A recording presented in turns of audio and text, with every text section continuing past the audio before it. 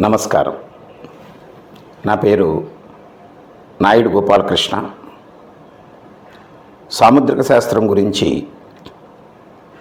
సకల మానవులకు తెలియజేయాలనేటువంటి సంకల్పంతో గోపాల్ సాముద్రికం ఈ ఛానల్ని ప్రారంభించాము. ఇది ట్రయల్గా కొంత మీకు ముందుగా సాముద్రిక శాస్త్రము దాని యొక్క ప్రాముఖ్యత, దీన్ని ఎలా అధ్యయనం చేయాలి, దానివలన ప్రయోజనాలు ఏమిటి, ఈ విషయాలన్నీ కూడా అరచేయి ఉన్న ప్రతి వ్యక్తికి తెలియజేయాలనేటువంటి సంకల్పంతో ఈ ఛానల్ పెట్టాను. ఎందుకు పెట్టాలి ఇది?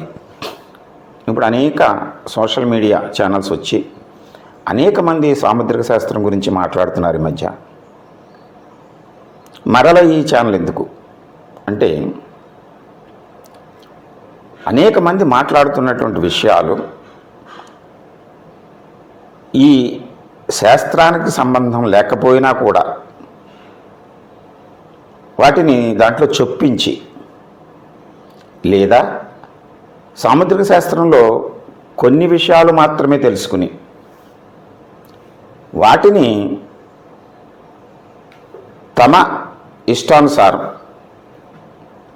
తమ అభిలాష మేరకు, లేదా ఆ ఛానల్లో ఆ యాంకర్స్ అడిగేటువంటి వాటికి అనుగుణంగా ఈ శాస్త్రాలని విశదీకరిస్తున్నారు. అయితే ఇవన్నీ వాస్తవాల సామాన్యులు అపోహలకు లోనయ్యి అయోమయంలో కొట్టుమిట్టాడుతూ, కొంతమంది కొన్ని ఫోన్లు చేసినప్పుడు, తెలుసుకోవాలని నా దగ్గరికి వచ్చినప్పుడు వాళ్ళు వెలిబుచ్చేటువంటి అభిప్రాయాలని చూసినప్పుడు, అసలు సాముద్రిక శాస్త్రం గురించి తెలుసుకోకపోయినా మనిషి ఆనందంగా ఉండగలడు. దీన్ని ఇతర శాస్త్రాలతోటి ముడిపట్టి భవిష్యత్తు గురించి చెప్పేటువంటివి ఇంకా చాలా ఉన్నాయని అది ఇది కలిపి కలగాపులకం చేసేసి అయోమయానికి గురి చేస్తున్నారు. కనీసం నాకు పరిచయం ఉన్నటువంటి కొంతమందికైనా సరే ఈ శాస్త్రాన్ని వివరించాలని, ఇది కొంచెం వివరణ అనేటువంటిది ఎప్పుడు కూడా కొంత సమయం తీసుకుంటుంది. ఈ సాముద్రిక శాస్త్రం అభిలషించేవారు, లేదా పూర్తిగా దీన్ని అవగాహన చేసుకుని ఇతరులకు చెప్పాలనుకునేటువంటి వారు తమ కుటుంబంలో తమ పిల్లలకు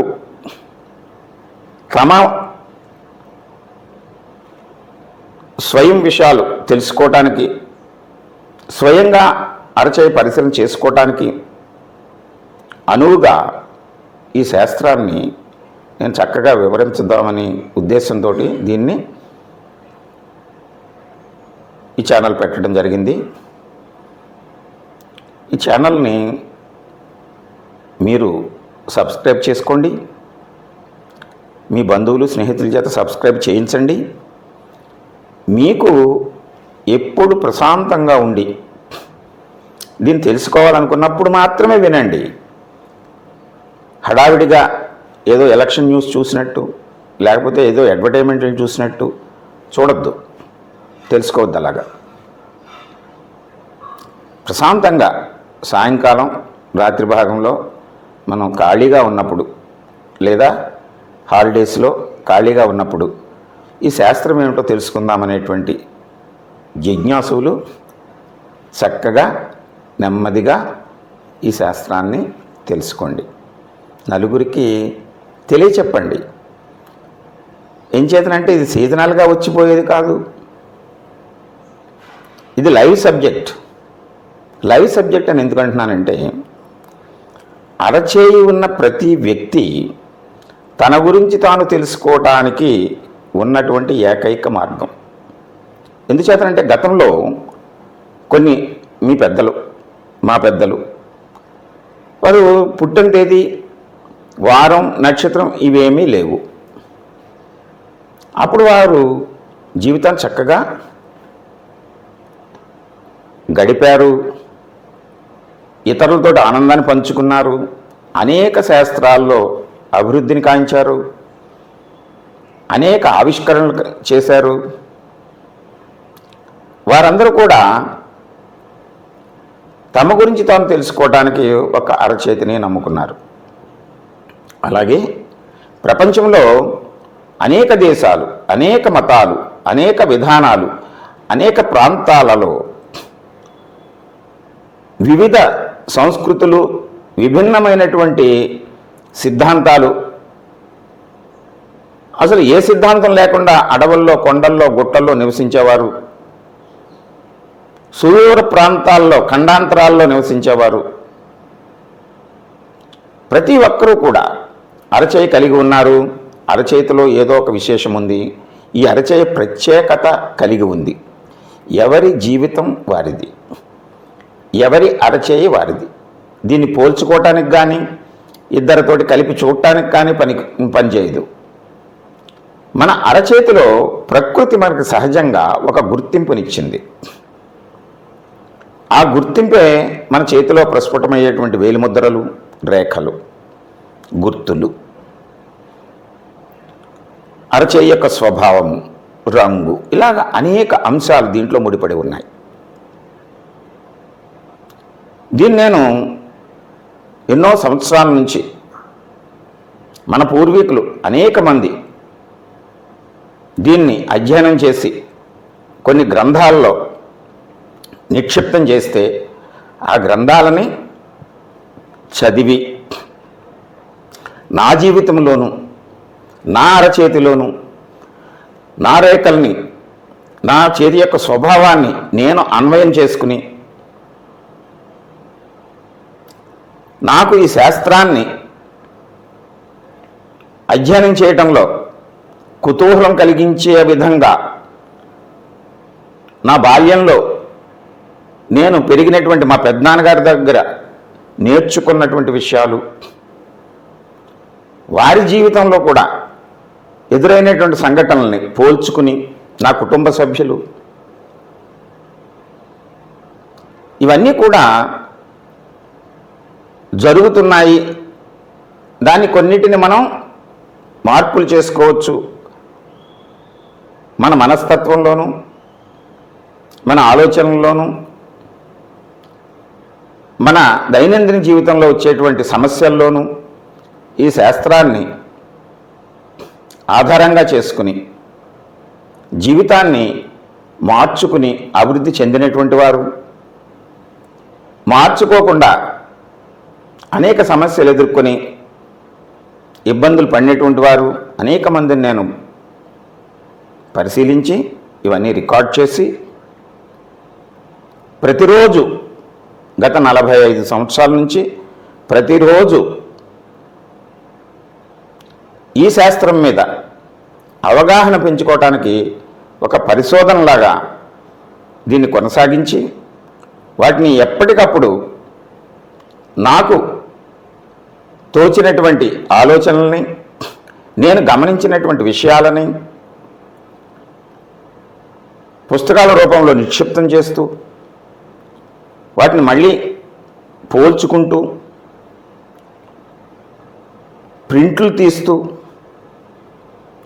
కొంతకాలం నడిచిన తర్వాత ఆ ప్రింట్లని మళ్ళీ అదే వ్యక్తిని ప్రింట్ తీసి మార్పులు ఎలా వచ్చినాయి అనేటువంటి గమనిస్తూ,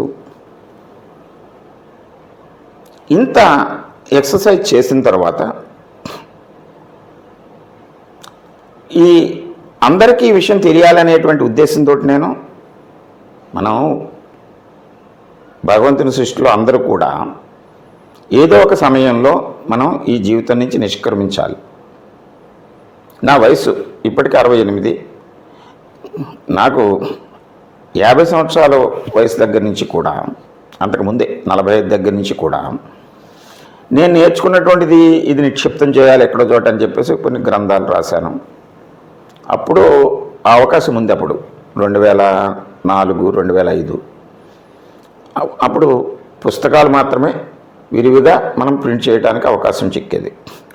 ఆ ఉద్దేశంతో పుస్తకం ప్రింట్ చేశాను. ఒక పుస్తకం ప్రింట్ చేయాలి అంటే ఎంతో అవస్థపడాలి. ఏం చేతనంటే మీకు ఉదాహరణ చెప్తున్నాను, మీరు ఇది బోర్ కొడుతుందని అనుకోకుండా ప్రతి వ్యక్తి జీవితంలోనూ ఏదో ఒకటి చేయాలనేటువంటి తపన ఉండేటువంటి వ్యక్తులు ఇటువంటి వాటిని కూడా కొంత తెలుసుకుంటే మీకు అవగాహన కలుగుతుందని నేను ఈ గ్రంథాన్ని 2015లో ప్రింట్ చేయించాను. ఇది సుమారు 600 పేజీలు. దీంట్లో ఈ ముందు ఫోటోల్లో అన్నిటినీ అనేక మంది నన్ను కలిసినటువంటి వాళ్ళు ఈ శాస్త్రరీత్యా అని చెప్పినటువంటి ఫలితాలని తెలుసుకున్నటువంటి వారిని కూడా దీంట్లో పొందుపరిచాను. అరచేతిలో ఉండేటువంటి అన్ని విభాగాలు మనం తెలుసుకున్నాము. ఒక్కొక్కటి నేను అన్నీ చెప్తాను. నెమ్మదిగా ఇది సాధకులకి, స్వయంగా పరిశీలన చేసుకునే వారికి అందరికీ కూడా ఉపయుక్తమయ్యే విధంగా నేను ఈ పుస్తకాన్ని రచించి, ఇప్పుడేమిటంటే ఈ పుస్తకం చదివేటువంటి అలవాటు చాలామందికి క్రమేణా ఒక స్కూల్ పుస్తకాలు, క్లాస్ పుస్తకాలు తప్ప ఇంకేమీ చదవలేనటువంటి స్థితికి ప్రస్తుత వ్యక్తులు, మానవులు డిజిటల్ మీడియా వచ్చింది కనుక దీంట్లో సూక్ష్మంగా అది మనకి డిజిటల్ లైబ్రరీలో తెలుసుకుంటున్నారు కనుక ఈ ఛానల్ ద్వారా కూడా మనం ఈ అంశాలన్నింటినీ కూడా డిజిటల్ రూపంలో అంటే ఈ సబ్జెక్ట్ని ప్రజెంట్ చేయగలిగితే తర్వాత తరాల వాళ్ళకి ఇది ఉపయోగపడుతుందనేటువంటి సంకల్పంతో ఈ ప్రయత్నం చేస్తున్నాను. అయితే ఈ పుస్తకాన్ని రచించినప్పుడు, ప్రింట్ చేసినప్పుడు కొంతమంది ఏమన్నారంటే, ఎంత పెట్టావు రేటు? ముందు రేటు గురించి అడిగారు. 500. ఎన్ని ప్రింట్లు వేసో? 1000 ప్రింట్లు. అంటే ఒక 5 లక్షల రూపాయలు వచ్చేసిందనమాట. అలా అనుకుంటారు. కానీ దీనికి 15 సంవత్సరాలు ఎంతో శ్రమకు వచ్చి, ఎన్నో వ్యయ ప్రయాసాలకు వచ్చి, ప్రతిరోజు నేర్చుకున్నటువంటి అంశాలని ఇలాగా ఎప్పటికప్పుడు వీటిలో రాసుకుంటూ, నిక్షిప్తం చేస్తూ, అవసరమైనప్పుడు వాటిని మనం జ్ఞప్తికి తెచ్చుకుని,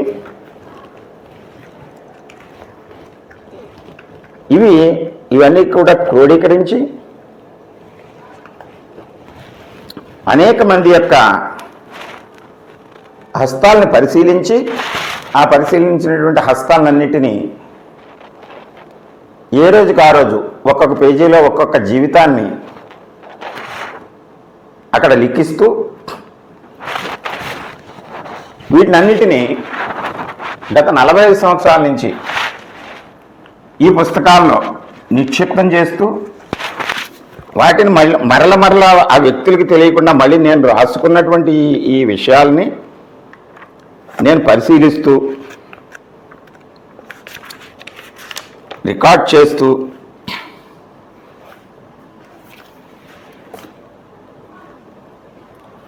మరల ఇది చూసారా? ఇలాగ ఉందనుకోండి.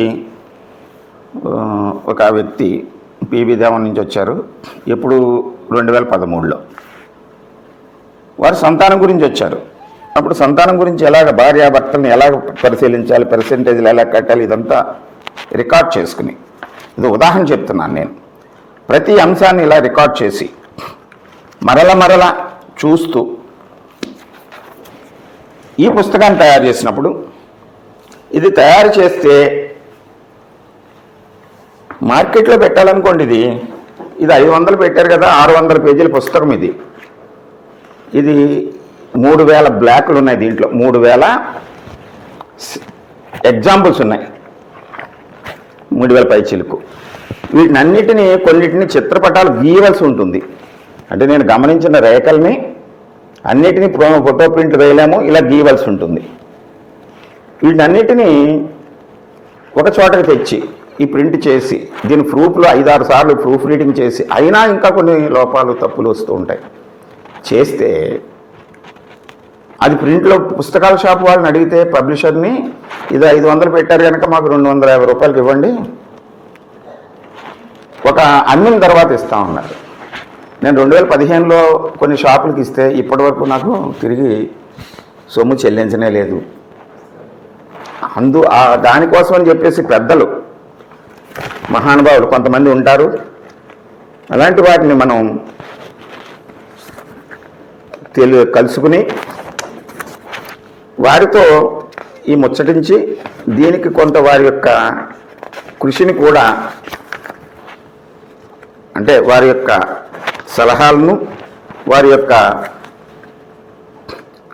ఆర్థిక సహాయాన్ని పొంది నేను ఈ గ్రంథాలని ప్రింట్ చేసి చాలామందికి వితరణ చేశాను, అనేక లైబ్రరీలకు ఇచ్చాను, అనేక మందికి ఈ పుస్తకాన్ని పబ్లిష్ చేశాను. ఇప్పుడు ఇక ఈ డిజిటల్ మీడియాలో కూడా దీనికి పెద్ద ఖర్చు అవ్వదు. మీరు సబ్స్క్రైబ్ చేసుకుంటే ఎప్పుడైనా తెలుసుకోవాలనుకుంటే వింటారు, లేదు మానేస్తారు. దానికి మీకు ఖర్చు ఏమీ లేదు.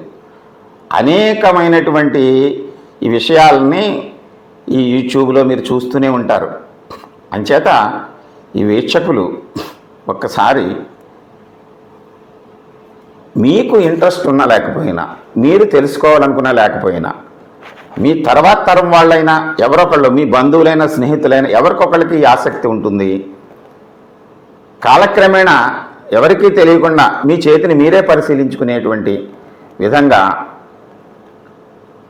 ఈ ఛానల్ని మీరు సబ్స్క్రైబ్ చేసుకుని నలుగురితో సబ్స్క్రైబ్ చేయించి, మీకు అవకాశం ఉన్నప్పుడు, వీలుగా ఉన్నప్పుడు, ఖాళీ ఉన్నప్పుడు చక్కగా దీన్ని తెలుసుకోండి. ఇప్పుడు దీని తర్వాత నేను ఈ కృషి ఎలా చేశాను, ఎప్పుడెప్పుడు ఏం చేశాను ఇవన్నీ కూడా చెప్పి తర్వాత శాస్త్రంలోకి వస్తాను. ఇతర శాస్త్రాలకి దీనికి సంబంధం ఏమిటి? మానవుడు మనుగడలోకి వచ్చిన తర్వాత అనేక శాస్త్రాలను అభివృద్ధి చేశాడు. భౌతిక శాస్త్రం, రసాయన శాస్త్రం, ఖగోళం, వృక్షశాస్త్రం, జంతు శాస్త్రం, అలా వైద్య శాస్త్రం, కళారంగంలో అనేకమైనటువంటి నూతన పోకడలు, ఇలాగా అనేక శాస్త్రాలను అధ్యయనం చేశాడు. గణిత శాస్త్రం. ఈ శాస్త్రాలకి మనకి లింక్ ఏమిటి? సాముద్రికానికి మనిషికి వాటికి లింక్ ఏమిటి? వాడు ఎంతవరకు మన మీద ప్రభావం చూపెడతాయి? ఇవన్నీ కూడా మీతోటి ముచ్చటించాలని చెప్పేసి నేను ఈ చిన్న ప్రయత్నం చేస్తున్నాను. అంచేత ఈ ప్రయత్నానికి మీ వంతు సహకారాన్ని మీరు ఆ గంట సింబల్ మీద కొట్టి సబ్స్క్రైబ్ చేసుకోవటమే. దానికి అదనంగా మీకు ఖర్చు ఏమీ అవ్వదు. ఏం చేద్దంటే మీరు ఆల్రెడీ యూట్యూబ్ని చూస్తూ కొంత డేటాని మీరు దాంట్లో పెట్టుకుని ఎప్పుడు వీలైతే అప్పుడు చూడాలనుకుంటున్నారు. మిగిలినవన్నీ మీరు చూసినా, సబ్స్క్రైబ్ చేసినా చేయకపోయినా ఇది మీ గురించి, మీ భవిష్యత్తు గురించి, మీ అరచేయి గురించి చెప్పేటువంటి అనేకమైనటువంటి విషయాలు మీ గురించి తెలియజేసేటువంటి ఏకైక శాస్త్రం సాముద్రిక శాస్త్రం. దీన్ని మీరు సబ్స్క్రైబ్ చేసుకోండి, నలుగురితోటి చేయించండి. మీకు ఇష్టం ఉన్నప్పుడే వినండి, చక్కగా అవగాహన చేసుకోండి. మరొక మాట, మీకు ఏదైనా అనుమానాలు, వ్యక్తిగతమైనటువంటి డౌట్స్ శాస్త్రం మీద వచ్చినప్పుడు ఈ ఛానల్లో నా నెంబర్ ఇస్తాను. మీరు ఎప్పుడైనా నన్ను సంప్రదించవచ్చు. నా అవకాశాన్ని బట్టి మీకు వాటిలో సమాధానాలు చెప్తాను. కొన్ని సందర్భాల్లో అందరికీ తెలియవలసిన ముఖ్యమైన విషయాలు అయితే ఈ ఛానల్లోనే మళ్ళీ నేను వాటిని చర్చిస్తాను. నమస్కారం.